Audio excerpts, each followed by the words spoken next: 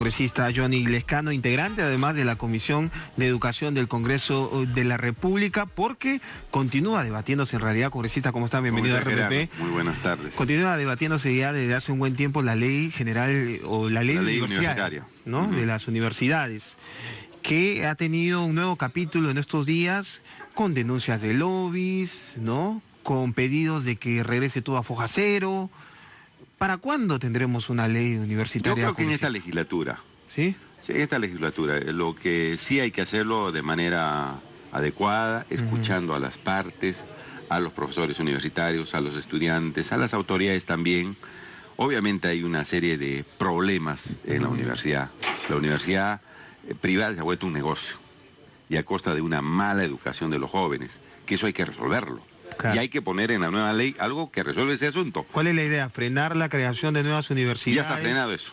Hay una ley especial que ha salido y declara, digamos, por un espacio de años que no se pueda crear nuevas universidades. Claro, pero me refería también a las que ya existen, si se comprueba que no tienen el nivel adecuado, cerrarlas. Se está pensando, y como está en proyecto todavía, está pensando dar o pedir acreditación a las universidades, es decir, que hay un organismo del Estado que indique que el nivel educativo que se da en esa universidad es el conveniente para los jóvenes. Si esto no se acredita, obviamente hay que cerrar esa universidad, porque en el fondo sería simplemente un negocio que engaña a los padres de familia, que engaña a los jóvenes, pero eso hay que regularlo bien en la nueva ley universitaria, ¿no? Y además, a concepto personal, ver la situación de los montos de las universidades. Se pagan 3.000 soles, 1.500, 2.400 y a veces no se da una buena educación. Esto ha convertido a muchas personas en nuevos millonarios, pero los estudiantes salen y a veces están haciendo taxi en las calles. Y eso no puede seguir. ¿Y cuántos congresistas integrantes de la Comisión de Educación tienen una relación muy cercana con universidades? Entiendo que hay varios, ¿ah? Hay algunos que tienen universidades, hay unos que tienen institutos. Sí, es un conflicto de intereses, ¿no? Eso, claro, ahí, si lo dice uno, dice, señor, yo soy dueño de una universidad y debería estoy aquí, apartarse un poco del tema. Yo creo que debía apartarse, ¿no? O por lo menos decirlo, para saber que este señor está involucrado en el tema. Lo mejor sería apartarse y que no conforme la comisión, pero por lo menos, repito, según el reglamento, hay que decirlo si uno tiene interés en un tema que se está debatiendo. No debía estar conformado por miembros de colegios o de propietarios de colegios, promotores de universidades, de institutos. Yo creo que lo mejor es que sean otros parlamentarios que vean imparcialmente la regulación de estas instituciones educativas. ¿Y nos puede ayudar a hacer justamente a recordar cuáles son los parlamentarios que tienen? José Luis Elías es propietario de una universidad, es del Fujimorismo. ¿De qué universidad, sabe? San Juan Bautista, creo que está en Chorrillos. José Luis Elías. Él lo ha dicho, sí, lo ha dicho, pero ya depende de su bancada si lo mantiene o no, pues. Punto uno. Pero eso no debería depender, pues, de la propia bancada. De la bancada, pero obviamente pues, ellos designan a los miembros de una comisión. Bueno. Ya se les ha dicho. Y debía tomarse cartas en el asunto, si lo mantienen o lo apartan. Pero se sabe, por ejemplo, él es una pero ya se ha dado caso de que han salido algunos congresistas, ¿no? En algunas comisiones, unos que tenían problemas con minas, etcétera, etcétera. Por eso te digo, yo creo que poniendo sobre el tapete este problema, la decisión está en sus propios partidos. Pero ¿hay lobbies o no hay lobbies, congresista? Mira, yo soy miembro de la Comisión de Educación. A mí no me ha llevado... ¿A usted no lo llama? Absolutamente nada. Vienen en el mismo Congreso. Los recibimos a los rectores, a los profesores universitarios, a los jóvenes universitarios, los hemos recibido en el mismo Congreso, nunca han ofrecido absolutamente nada porque los mandamos a rodar a su casa, ¿no? Nosotros no estamos en condiciones de aceptar una serie de corruptelas porque en el fondo son corruptelas cuando te ofrecen cosas a cambio de algo. Eso obviamente está más allá del lobby, eso es una corrupción y eso hay que mantenerlo a distancia. El Congreso no se puede contaminar con eso. A veces se da. ¿Usted sabe de algunos congresistas que sí se reúnen? En este caso no, pero obviamente ahí están los parlamentarios que tienen vinculación con la propiedad de las universidades. Hay otro de Gana Perú que también es propietario de institutos. Ahí están y tienen que mantenerse un poco al margen en esta discusión. ¿Cómo va la propuesta de que se terminen con los rectorados o con los rectores eternos? hay una posición para que no Primero sean que no sean, reelectos. que no sean reelectos. Ujú. ¿No? Que no sean reelectos. Yo creo que debía ponerse un número de años para que no se reelijan.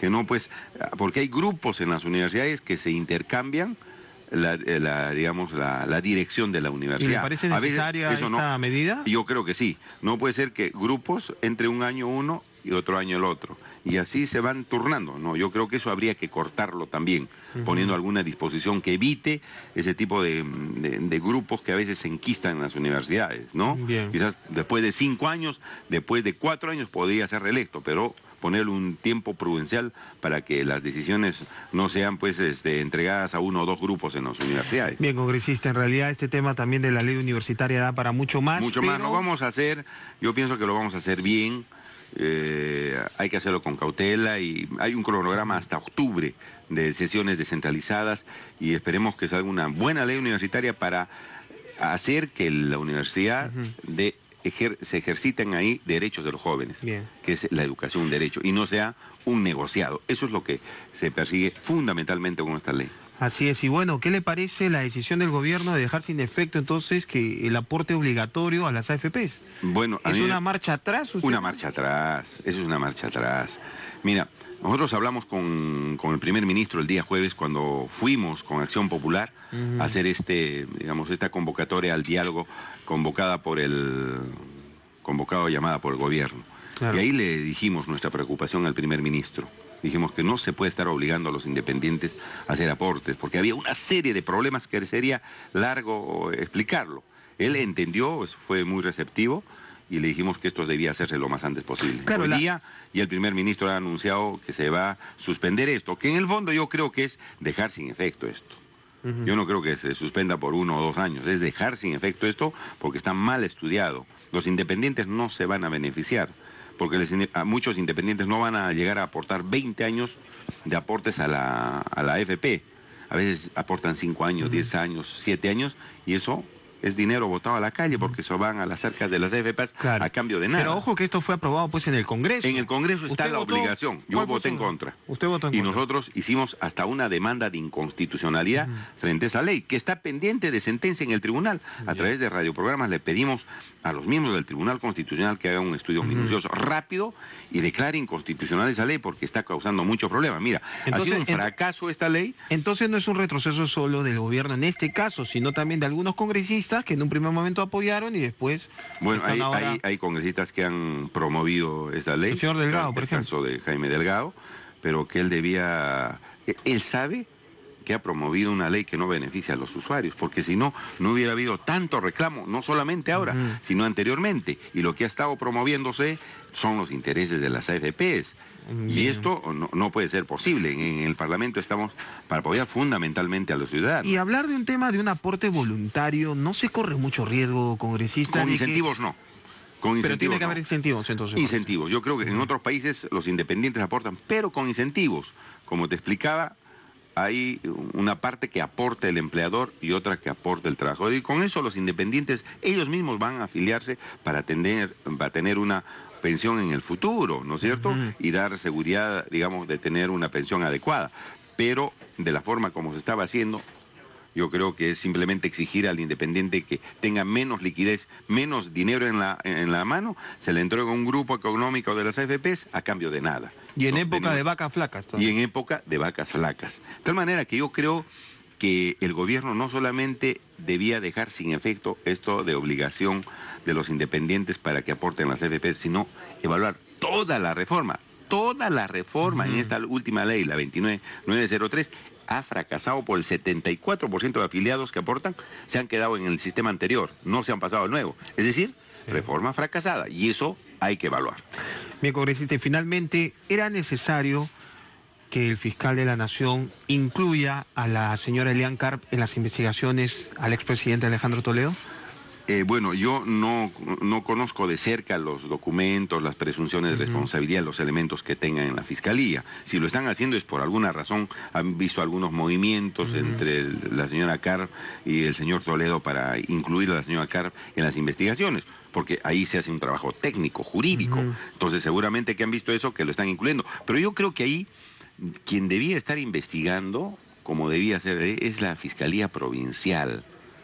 Es el fiscal provincial que debía estar dirigiendo esta investigación. Bueno, la fiscal provincial está dirigiendo la investigación a Eva Fernenbum, ¿no? Ya, pero también cuando se trata de estas investigaciones a Toledo y compañía, debía estar una fiscal provincial, porque el paso donde se da la investigación inicial es donde un fiscal provincial.